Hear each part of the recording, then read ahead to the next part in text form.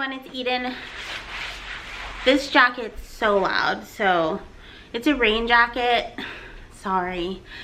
Anyhow, I've been vegan for over 5 years now. It's about 2 months post me being vegan for 5 years, so I thought that I would do a little Q&A about how it's been over the past 5 years, any questions that I can answer, any way that I can help you on your vegan journey.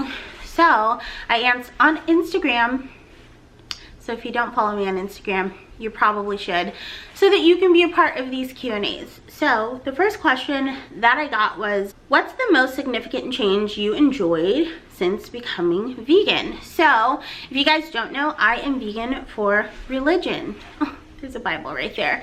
I'm not vegan for the animals. I'm not vegan for health. I care about both of those things, but that's not why I'm vegan. I'm vegan specifically because Jesus told me to. He'd never talked to me before he told me to go vegan. So I'm like, if he's never told me anything in my life and he's saying to do this whole vegan thing, I should probably follow through on it. So I've really enjoyed being so much closer to God and becoming so much stronger in my faith. I wasn't a very faithful person before, and my whole life has turned around, and I've been immensely blessed since I've made the change. So that is definitely the thing that I enjoy the most. Have you encountered any deficiencies? Also acne. Have you dealt with neck acne being vegan? No, I have not. My first year and a half, I'd say, of being vegan, I had terrible acne. But I'm not sure if it's because I was vegan or because I was on a weight loss journey and I wasn't treating my body very well during that time. So I can't really say what caused my acne. I did have acne growing up as well, so I feel like that's something that's just like my body chemistry. I'm prone to acne. But if you feel like being vegan's affecting your skin, I'd say watch my friend Brian Turner. He talks a lot about acne and how to deal with it and things that have helped his skin over the years. So I would say watch him. And have you encountered any deficiencies? No, I've never had any deficiency as a vegan. I get my blood test every year, and even this year there's nothing wrong. I have at sometimes felt different, like I'm like, ooh, something feels different. I have brain fog, or I have this, or I have that. So I've definitely toyed with supplements a lot over the last 5 years. And things that I know affect me personally is I notice a difference when I add more iron into my diet. I feel better. When I take an omega supplement, I feel a lot better. And I'm just making sure that I take my B12. So those, I have such a booty chin. Like, it's so distracting. Look at it. Anyhow, those are supplements that have really helped me, and a B complex. So those are things that I take, but I always suggest not listening to vegans on the internet because we don't know shit. Talk to your doctor if you don't feel well, and talk to a plant-based doctor if possible, so that they can steer you in the right way without pushing their meat-loving beliefs onto you. The next question, how do you start? Give things up slowly or all at once? I give things up all at once, but I suggest that you start slowly. A meatless Monday, or maybe one vegan meal per day, and that way you kind of build a stockpile and you start to toy with recipes. And if you ruin one recipe, it's not like, I don't know what to eat, because it's only one meal in that day. And just taking it slowly, trying products slowly, because vegan options can be more expensive at times, dependent. Like, a vegan cheese costs the same or less than a really good quality cheese versus like a Kraft single. So trying things slowly so that you can learn what kind of substitutes you like and things like that without breaking the bank all at once. So I'd say start slowly. That's the key. Do the verbal attacks ever go away? No, they do not. And most of the time they are unsolicited. You guys know I have a problem with unsolicited advice anyhow, but no, they never go away. But your comebacks get better year after year. But I think it's all about establishing boundaries. Like for me, it's at restaurants. For a long time, my family, my partner, they always wanted to speak for me, but now they wouldn't dare, because we'd get to the restaurant, I'd order salad and fries, and they'd be like, she's vegan, and then the waiter's like, we don't have vegan. And it's like, because they just don't understand what it means, what it is at all. I order a salad with oil and vinegar, that's vegan. Unless you're washing the lettuce with cheese, which I know you're not, it's vegan. So I really had to be vocal with my friends and family, like, hey, I can speak for myself. I don't need you to speak for me at restaurants. Maybe I don't want them to know I'm vegan. So my family doesn't talk for me. My partner, he made that mistake once. He won't do it anymore. And I know that it comes out of a place of love most of the time, especially from friends and family. But it's important to establish those boundaries with everyone. I had to do it at work too, because we go out to a lot of work things, and they notice I only have vegetables on my plate, and they'd be like, oh, I could never give up meat. And I'd usually just say, I didn't ask. And that usually stopped the conversation. Like, or I gave up meat for 3 months and then I couldn't. I'm just trying to eat my lunch, and then that usually stops the conversation. Like, you can usually tell when someone wants to have a legit conversation about veganism, and take that opportunity, share your knowledge in a kind, loving way. But you can tell when people just want to be a-holes and tell you why veganism isn't a thing or why it shouldn't be a thing. And it's fine to reserve your energy and cut that shit off. Why do meat eaters care so much about us not eating meat? This kind of ties into the last question, and I think it just holds up a mirror to them. So when they see you not eating meat, they're like, well, if you think it's wrong to eat meat, then you're saying I'm wrong. And that's not what you're saying, but that's a lot of the time what people hear. So it just shows, that's basically it. When you say, I think this is wrong, they hear that they are wrong. So it just holds up, it makes them question themselves, basically. So realize that it's not a you problem, it's a them problem, and they can deal with that on their own. Do you truly enjoy vegan food, or is it a mindset you have to make yourself believe you like it? I don't think anyone, okay, I do think some vegans do, but there's no way in hell I'm eating food I don't like. It's just not gonna happen. All of my food tastes delicious and I love it. Otherwise, I would not eat it. That's why I have my channel. Sometimes I make things that are like, when I made unagi, for example, some people are like, oh my gosh, you're putting so much sugar in it. I'm like, do you not know what's in certain Asian foods? There's tons of sugar and tons of salt. That's why it tastes so good. I want things to taste authentic so that people taste it and they're like, oh, this is vegan? Okay, I could do this. I don't want to make the diet like washed down version of it, so then people will taste it and they're like, it's not the same, I don't want to be vegan. Like, that's not what my channel's here for. I want to make good ass food so that people know the veganism is the shit. I love Jesus, but I cuss a little. Was it hard transitioning? I'm having a hard time. It was not hard for me to transition. And I hate saying that, but it wasn't hard for me at all. I was vegetarian on and off growing up. I was pescatarian before I was vegan. So I always had kind of like an aversion to meat and eating meat and identifying with eating meat. So I'm not the person to ask on this, but I know it is hard for some people, so don't feel like it's just you, because we do have like these emotional attachments to dishes that our family makes, and the taste. So what I suggest is think about what you're missing. Is it actually the meat or the cheese or whatever it's that you're missing, or is it the flavor or the texture or an association that you have with a family member? What is it that you're missing, and try to replicate that into a vegan option. So sometimes if you're missing bacon on its own doesn't have much flavor, but they salt it and they smoke it and there's lots of fat in it.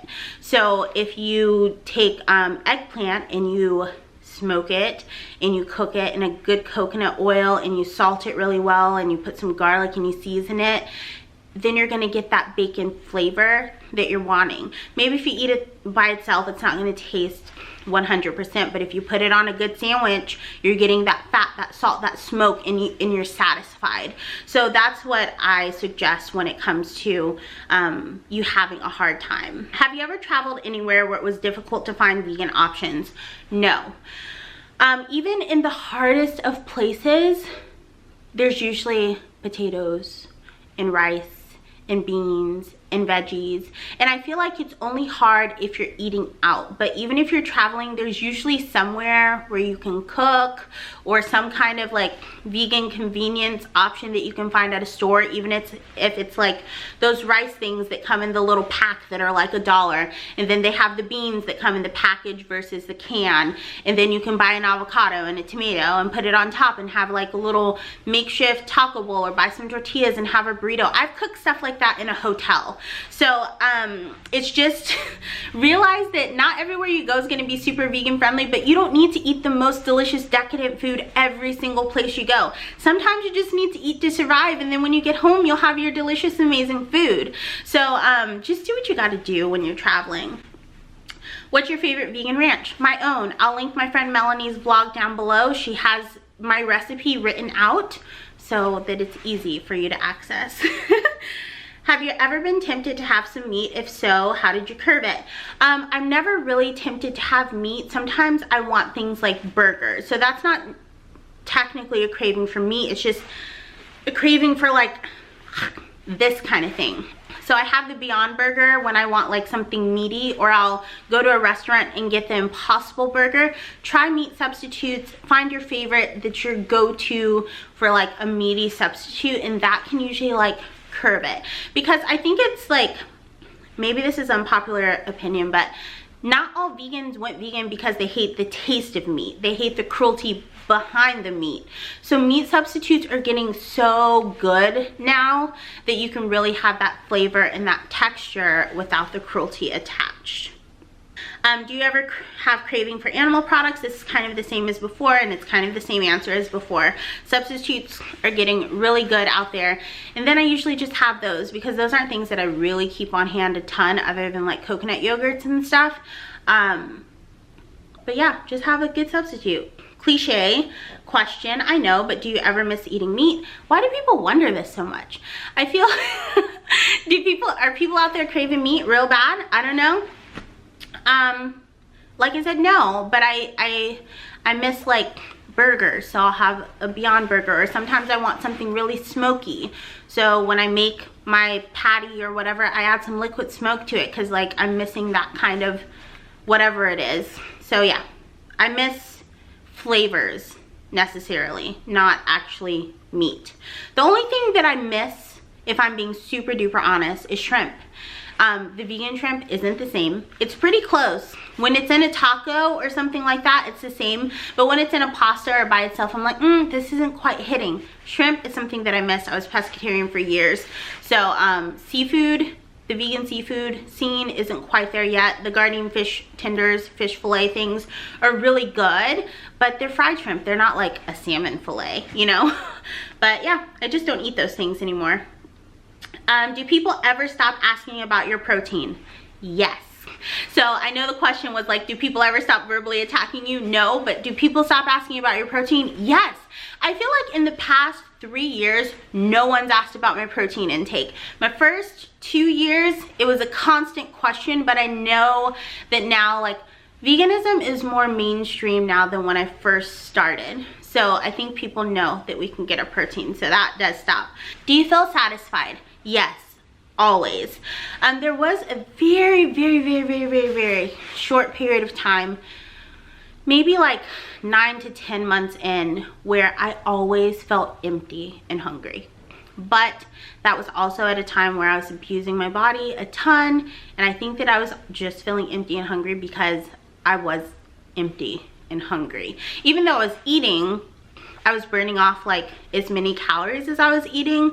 So I like would be like, I need to eat. Like no matter what I eat, I still feel hungry. But no, I feel satisfied. The next question is, Kiki, do you love me? Are you riding? Yes, I am with you always. The next question is, how are you able to stick to a vegan lifestyle without temptations? This is so interesting that so many people feel tempted all of the time, and I don't know why I don't feel that, but I legitimately don't feel that. Memory card. I think I'm gonna have to switch memory cards again in a second, but I feel like if you're having temptations like that, you need to go back to your why. Why did you become vegan? Is it for optimal wellness? Then think about your wellness goals and why you did that, or think about the animals if that's why you're vegan. For me, it's always, I come back to God and the one thing that he's ever asked of me. Do I want to forsake him? I think coming back to your why and connecting with why you became vegan can probably help with those temptations, because I'm surprised that I'm hearing that same question this much throughout this video. What is your opinion on the flu vaccine? I don't know what this has to do with veganism, but I will answer it. As most of you guys know, I tend to lean pretty alt med and more holistic healing. I go in that route most of the time. But I don't think most of you guys know that I worked in a medical office for many years. I was a medical assistant, an EKG technician, and a phlebotomy technician, and I was in school to become an LVN. As I was working as a medical assistant, I worked. I did some work-based in dental. That wasn't my thing, so I decided not to go that route. But in medical offices, general medicine, with a gynecologist for a while, and then also I did some rounds in senior living, which was like more of pro bono work that some of the medical places that I worked did. So I have a pretty good grasp on what's necessary and what's not necessary when it comes to traditional medicine. I never tell anyone what to do, because I do think it's important that you listen to your doctors, but also to use common sense, because a lot of the time doctors are just using common sense. So my opinion, like if you have the common cold, you probably just need fluids and maybe something over the counter, but more times than not, some holistic things can probably work for you if you don't have any kind of infection or something like that. But when it comes to immunizations, this is where I stand. There are required immunizations and there are ones that are elective, like the flu shots. And when I say required, I know you're not required to vaccinate your children or whatever, but why I use the word required is school systems require you to have them and give shot records before they will let your child attend school. So for me, that's required, since schooling in most cases are required with the exception of homeschooling and unschooling, etc. But I believe fully and wholly in herd immunity, which means that all of us get immunizations to protect those that have lower or compromised immune systems, which in most cases are children and elderly people, and sometimes those that have you know, certain autoimmune diseases and etc. So herd immunity is very important. We don't want anyone to have polio or smallpox walking around. So getting your required vaccines are very important. As a herd, that is how we protect our community and our people. But when it comes to elective vaccines, I don't think they're exactly that. They're elective. They're not required. The flu shot is a shot in the dark, in my opinion. It's a shot in the dark. I've never had the flu shot and I've never had the flu. My friend got the flu shot for the first time last year. She got the flu. I know people that have had the flu shot religiously, like my grandmother. She's had it probably 50-50, even though she always gets the shot. I know some people that have had the flu shot that have never had the flu. I know some people that have not gotten the flu shot that have gotten the flu. It's a mixed bag, and there's no guarantee that you will not get the flu if you get the flu shot. I think, just out of my knowledge, that your chances may be somewhat increased if you have certain biomarkers by the flu shot. But in general, I think it's a safe vaccine, but that it should mostly be reserved for those with compromised immune systems, like children and elderly. So if your children are in school, I think it may be smart for them to get the flu shots, because there's so many kids and everyone has different lifestyles and there's just germs and such about. So it may be beneficial in that circumstance. Also, those who live in elderly homes and elderly people should, in most cases, get the flu shot. So, yeah. That's my take on it. Do what you want with vaccines. Like I said, it's an elective vaccine. It's not required, so it's not like people be like, you're being dangerous. No, I'm not, because you don't have to get it. Like, you can get it if you want to. It's elective. But that's my take on it. I feel like herd immunity is important. Elective vaccines are elective for a reason, because we don't really know what they're going to do, if they can do anything. For example, an elective vaccine is the HPV vaccine. I got the HPV vaccine, but it only protects you from certain strains of HPV. So I could still get HPV, but I'm protected from most strains of HPV in theory, because it's not 100%. Same thing with the flu shot. You're injected with certain strains of the flu. You can still get strains that are not part of the flu, and you could technically still get the flu from strains that you are injected with as well. So do what you want. Get your $12 at Costco. How do you feel about people who claim to be vegan but still go around cheating on occasion? I don't like the definition of vegan being blurred. So if you say that you're vegan, I hope that you conduct yourself as a vegan in public, because I don't want to be served cheese or something because you say you're vegan, but then at a restaurant you eat cheese. I don't want people getting confused on what the definition of veganism is. However, I don't like this whole "you cheated" mentality, because it's not so simple for people. As we've heard from the questions throughout this video, it's not just as simple as staying vegan for some people. There are a lot of temptations for people.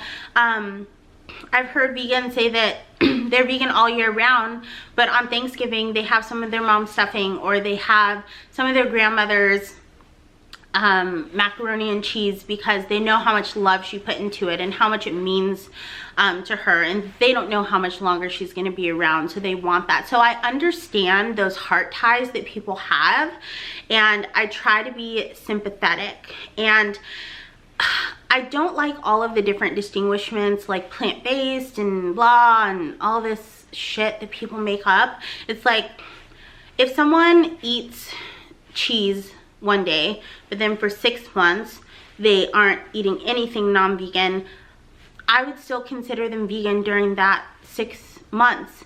And I feel like kind of intention and action are two different things, and I know that sometimes people falter in their actions, but I still feel like their intentions and their hearts are good.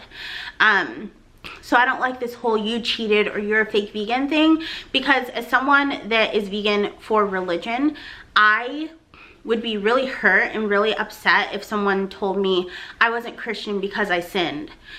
Me sinning doesn't make me less of a Christian. It just makes me an imperfect human, and it makes me an imperfect Christian, and it makes me strive to be better. So it's hard for me, as a known sinner, that is still very much Christian and very much just a child of God and here to serve him and to make sure that everything I do reflects well on him, to tell someone that they're not vegan because they had a lapse in judgment. So I think we need to be kinder in our delivery, because I've heard far too many people say that they don't want to be vegan at all, or plant-based, or try, because of things like this, because of things that we say that make this seem like it's an exclusive club, and that you're not allowed to be imperfect. I don't know. That's all I have to say. What's your go-to food for grabbing while you're out or before you leave the house? So my go-to food for grabbing when I'm out is usually Chipotle. Chipotle is just an easy thing to grab. It's always vegan, it's always good, and that's my go-to. But before I leave the house, I grab just the basic things. Like if I'm running out of the house and I haven't had time to prepare something, it's usually a piece of fruit, usually something that I can eat on the go. I don't want to peel an orange, so I usually take like an apple or something like that, a banana, some almonds, and a little to-go bag. So those are things that I have in my car. I remember that last week I was like completely famished. I don't know why I hadn't eaten all day, but I found a little bag of almonds that I had put in there probably weeks ago, and they completely saved my ass. I was so happy to see those freaking almonds. I've never been so thankful for an almond in my life. Any regrets? I'm regretful about how vegans portray themselves. I think it does a lot of harm to the vegan movement. It does a lot of harm to animals, and I regret that vegans are seen as people sometimes that don't love humans. I'm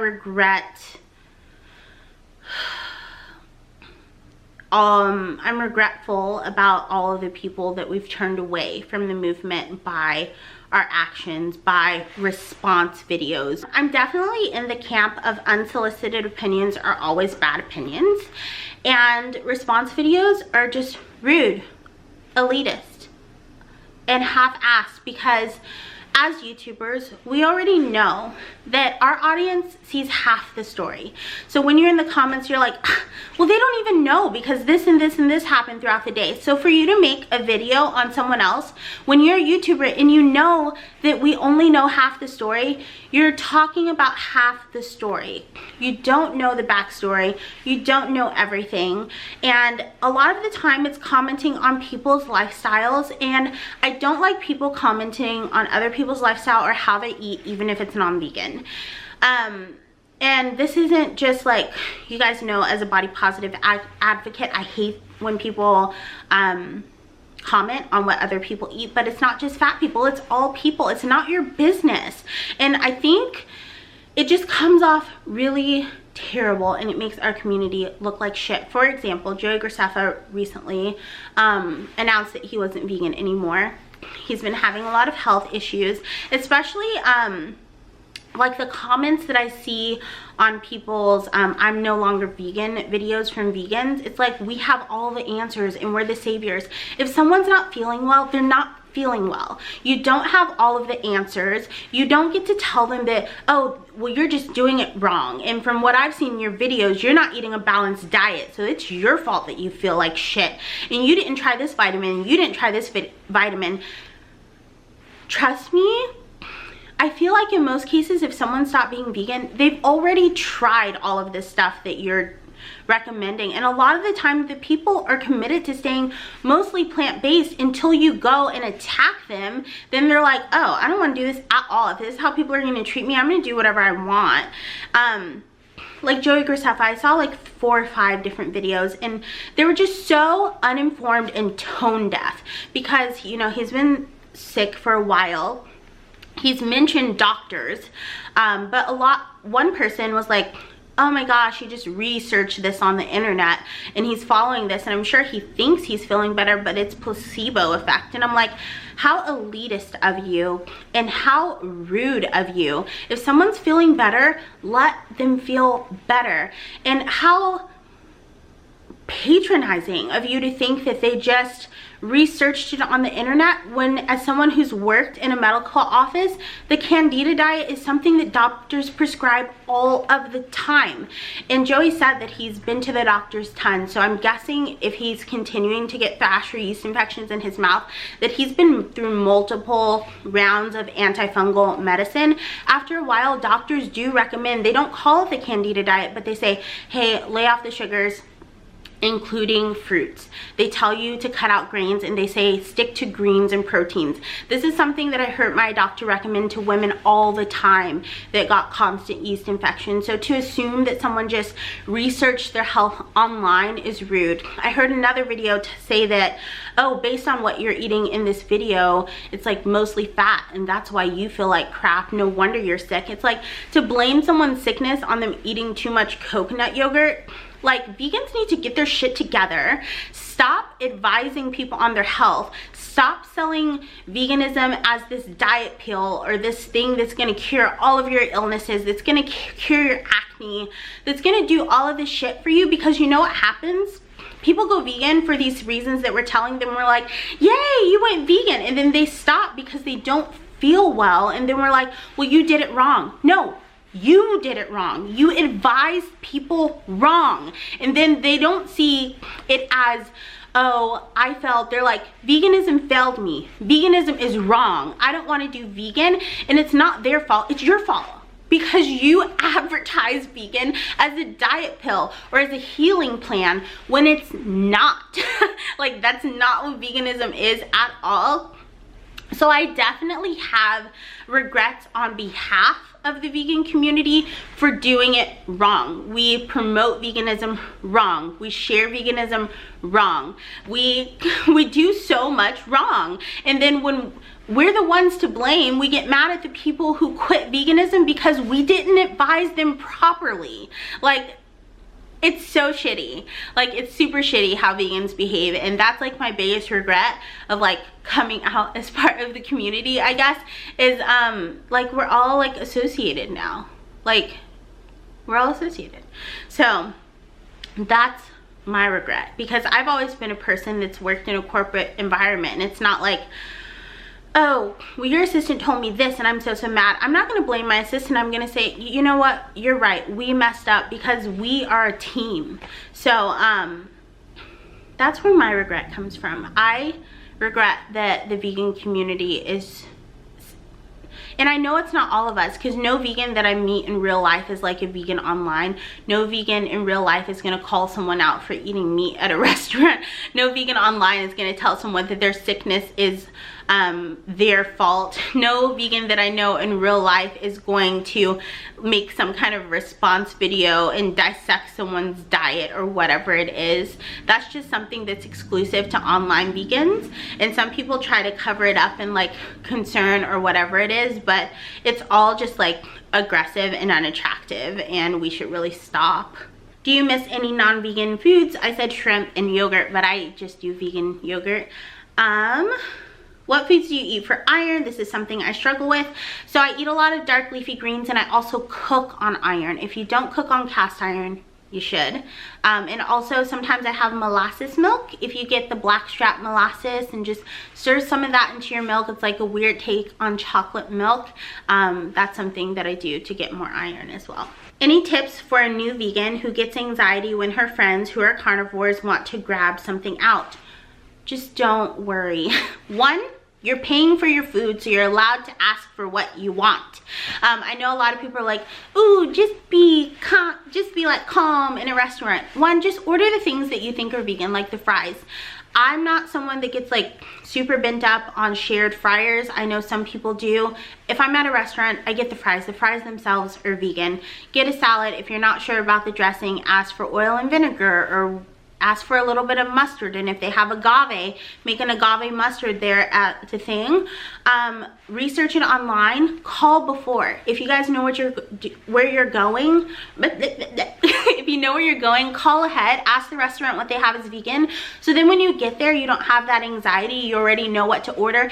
And it's okay if you have to modify. If they have the Impossible Burger, but the bun isn't vegan, say, can I get the Impossible Burger, lettuce wrapped? Will you leave it plain? Bring a side of ketchup and mustard. Like, you're allowed to modify. Meat eaters modify all the time. They say they don't want cheese. They want it medium well. They send it back if it's not medium well, rare, whatever. Just ask for what you want, because you're not going to a restaurant for free. You're paying. So you're allowed to ask for your meal to be the way that you want it to. And then also ask your friends not to speak for you. If you don't want people to know you're vegan, tell them not to tell them.